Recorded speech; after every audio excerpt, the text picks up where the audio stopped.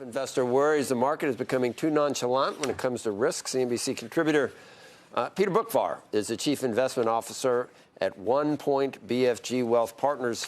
I kind of agree with you, and then sometimes I kind of don't, Peter, because I think that at this point the narrative is changing, and this is kind of a crowded viewpoint. That there's a lot of people saying, we totally underestimated the length of this war at this point. We saw the V shape. It almost looks like Liberation Day, right?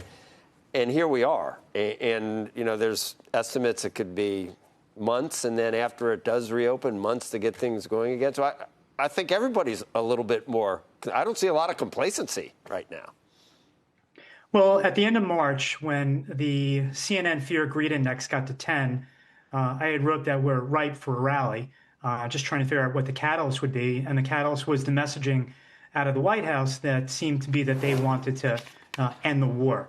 And I've been optimistic that that was going to happen over the last couple of weeks. But each day that goes by, the supply shortages, the supply chain crunches become more acute. And while, of course, the war is going to end, that strait's going to reopen at some point, the longer it drags out, the more I'm worried about accidents beginning to happen. And now that we've come as far as we have, that's where I think the complacency is. Now, the market is rewarding those companies that are seeing good business. Anything touching, of course, this AI data center build out is doing well. The spenders on that, the hyperscalers, they're not. Those stocks are still below where they were last October. So I don't care about what the S&P is going to do. I'm trying to find things in between and underneath that are going to do well and avoid things that I think are getting too extended here, like the SOX, which since the mid-90s has never been up in its history 17 days in a row. Well, you would say right now that the backdrop, the current narrative for how this is going to play out is that we're still thinking there's going to be something within days, maybe Friday, some type of agreement to extend the ceasefire and reopen the strait? Because I don't see that complacency. I know the market has rebounded, and maybe the market itself looks complacent, but I think there's still a huge wall of worry just in sentiment for the market to keep climbing. I think everybody agrees with you right now. Yeah, no, I agree with you. I think that there's obviously clearly plenty of risks. I mean, we're negotiating now, it seems like, with the IRGC. I mean, flip a coin on how that's going to go. But just when you have this speed and rapidity of a rally in a very condensed period of time, tells me that the market has pulled forward a lot of optimism.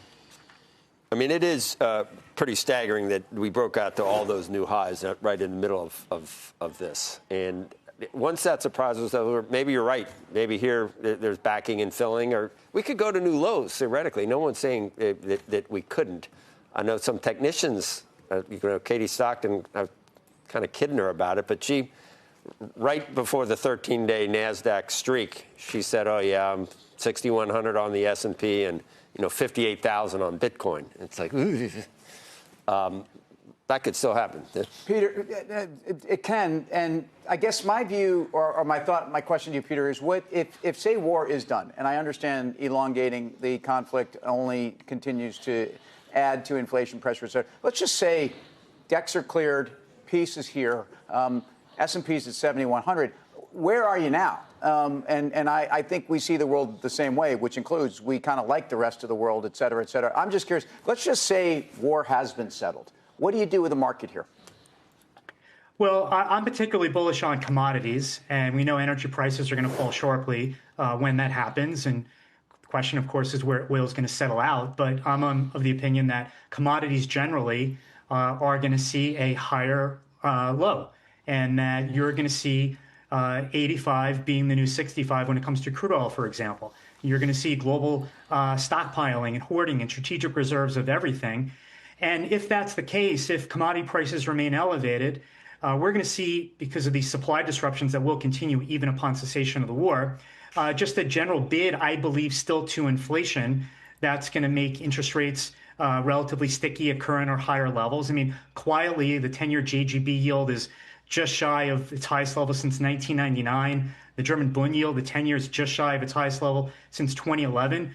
So I still think that those are going to be issues, but I do think we also revert back to maybe a weaker dollar, which can benefit international markets, which certainly had a great year last year after 15 years of underperformance, had a good January, February until the pullback, but they've come roaring back too, along with the S&P.